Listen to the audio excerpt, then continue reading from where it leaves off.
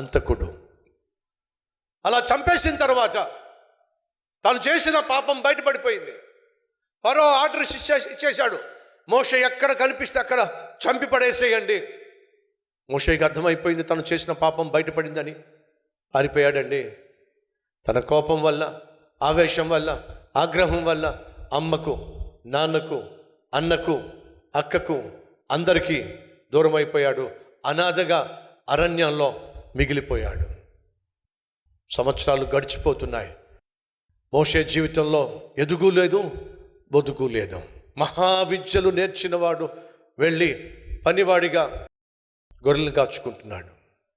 నిరాశ, నిస్పృహ. సంవత్సరాలు గడిచిపోతున్నప్పటికీ తన జీవితంలో ఎటువంటి మార్పు రాలా.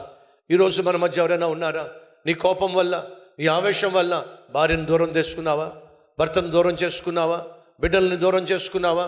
నీ కోపం వల్ల, నీ గర్వం వల్ల, నీ గుండె బలము, నీ కండ బలము, దాన్ని నమ్ముకొని, నీ అందాన్ని, నీ ఆకారాన్ని, అధికారాన్ని నమ్ముకొని ఈరోజు అస్తవ్యస్తమైనటువంటి స్థాయికి చేరావా? అందరికీ దూరం అయిపోయావా? ఆర్థికంగా చితికిపోయావా? అనాథగా మిగిలిపోయావా? అడ్రస్ లేకుండా ఈరోజు ఒంటరిగా అందరికీ దూరమై జీవిస్తున్నావా? మోషే ఓ అంతకుడండి, అందరికీ దూరం అయిపోయాడండి, అనాథగా మిగిలిపోయాడండి, అరణ్యంలో జీవిస్తున్నాడండి, అధోగతి పాలైపోయాడండి.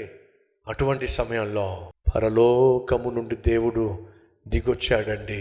ఓ అంతకుణ్ణి, అద్భుతమైన నాయకుణ్ణి చేయడానికి దేవుడు మోషేను వెతుక్కుంటూ ఆ అరణ్యంలోకి దిగొచ్చి, మోషే మోషే, ఓ అంతకుణ్ణి వెతుక్కుంటూ వచ్చిన దేవుడండి నేను ప్రకటిస్తున్న నా దేవుడు. ఈరోజు మన మధ్య ఎవరైనా ఉన్నారా? నువ్వు చేసిన తప్పు వల్ల ఉద్యోగం పోగొట్టుకొని, నువ్వు చేసిన మోసం వల్ల వ్యాపారం అంతా కుప్పగూలిపోయి, నువ్వు ఏర్పరచుకున్న అక్రమ సంబంధం వల్ల కుటుంబం కూడా దూరం చేసుకొని, బిడ్డలను దూరం చేసుకొని, నీకున్న గర్వం వల్ల, కోపం వల్ల, ఆవేశం వల్ల అందరినీ దూరం చేసుకొని అనాథగా మిగిలిపోయి ఈరోజు అడ్రస్ లేకుండా జీవిస్తున్నావా? అయితే నీకు శుభవార్త, నీలాంటి వారి కోసం నా దేవుడు వెతుకుతున్నాడు. ఎందుకని? అడ్రస్ లేకుండా పోయిన, అనాథగా మిగిలిపోయిన నీ పట్ల అనంతమైన ఆలోచనలు కలిగిన దేవుడు నేను ఒక గొప్ప వ్యక్తిగా మార్చాలని వెతుకుతున్నాడు. ఆనాడు అడ్రస్ లేకుండా అరణ్యంలో నిరాశ, నిస్పృహతో నలిగిపోతున్న మోషేను దేవుడు వెతికాడండి. మోషే మోషే, నేను నిన్ను ఇశ్రాయేలీయులకు రక్షకుణ్ణి చేస్తా, నాయకుణ్ణి చేస్తా. నెమ్మది లేకుండా జీవిస్తున్నావు, నిద్ర పట్టకుండా జీవిస్తున్నావు, నిరాశ నిస్పృహలో నీవు కృంగిపోతున్నావు. ధైర్యంగా ఉండు మోషే, నిన్ను వెతుక్కుంటూ వచ్చాను. ఎవరిని వెతుక్కుంటూ వచ్చాడు చెప్తారా కాస్త? మంచోడ్నా, బుద్ధిమంతుణ్ణా, నీతిమంతుణ్ణా? ఎవరినండి ఆయన వెతుక్కుంటూ వచ్చింది? ఆనాడు ఆది పురుషుణ్ణి, ఆ తర్వాత అభాగ్యుణ్ణి, ఆ తర్వాత అంతకుణ్ణి వెతుక్కుంటూ దేవుడు వచ్చాడండి. ఈరోజు నా దేవుడు వెతుక్కుంటూ ఇదిగో ఈ మందిరంలోకి వచ్చాడు, నిన్ను బాగు చేయాలని, బంగారం లాంటి భవిష్యత్తు ఇవ్వాలనే. ఆ రోజు మోషే తన జీవితాన్ని దేవునికి అప్పగిస్తే ఏమయ్యాడో తెలుసా అండి? ఎవడికైతే భయపడిపోయి పారిపోయాడో ఆ ఫరో పక్కలో బల్లెల్లా తయారయ్యాడు. మోషే పేరెత్తితే చాలు ఫరో భయపడి చచ్చిపోయాడు.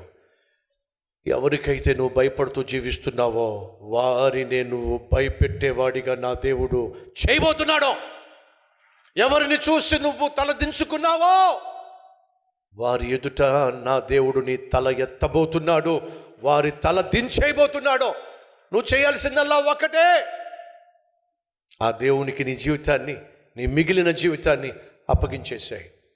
నిరుత్సాహపడింది చాలు, నిరసించిపోయింది చాలు, నిర్లక్ష్యంగా జీవించింది చాలు, దేవునికి దూరం అయిపోయింది చాలు, కోపతాపాలు ప్రదర్శించి అనాథగా మిగిలిపోయింది చాలు. నీలాంటి అనాథను, అంతకుణ్ణే దేవుడు వెతుకుతున్నాడు.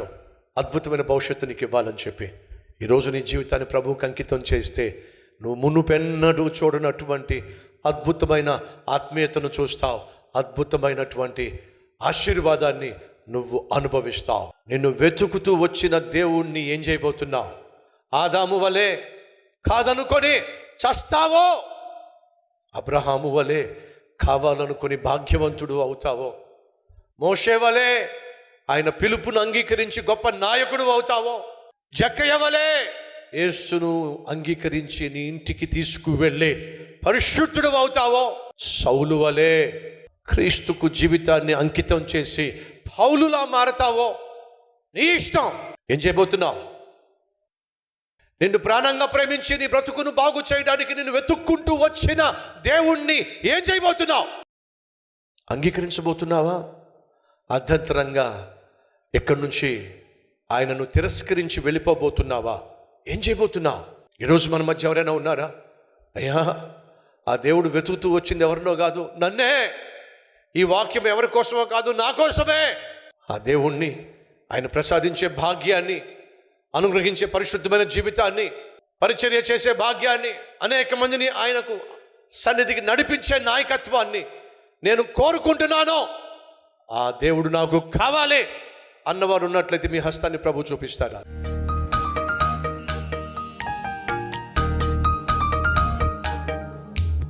యేసయ్యా, నువ్వు నాకు కావాలి. నాయన అభాగ్యుణ్ణి, నాయన అంతకుణ్ణి, నాయన అపవిత్రుణ్ణి, అత్యంత కఠినమైన వాణ్ణి. అయ్యా, నన్ను బాగు చేయి. అయ్యా, నన్ను దర్శించు. అయ్యా, నన్ను స్వీకరించు. అయ్యా, నన్ను క్షమించు. నన్ను వెతుకుతూ వచ్చావు. నా జీవితాన్ని అంకితం చేస్తున్నా. నన్ను అంగీకరించు, ఆశీర్వదించు, ఆత్మీయునిగా మలచు. జీవితం ఇక మీదట నాది కాదు, నీకే అప్పగిస్తున్నా, నీకోసమే అప్పగిస్తున్నా. నీ కుమారుడిగా, కుమార్తెగా జీవిస్తా, నీ సాక్షిగా బ్రతుకుతా, నిన్నే సేవిస్తూ నీ సేవ చేస్తా. ప్రార్థన చేస్తున్నా ప్రతి ఒక్కరిని దర్శించమని, వారి పేరు జీవ గ్రంథంలో లిఖింప చేయమని, వారిని అంగీకరించమని, ఆశీర్వదించమని యేసు నామం పేరట వేడుకుంటున్నాము తండ్రి. ఆమెన్.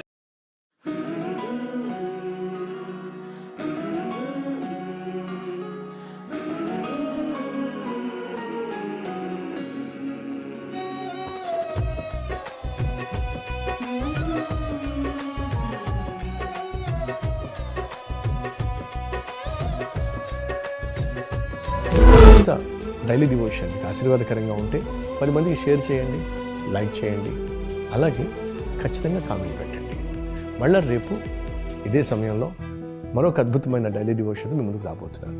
అంతవరకు సెలవు.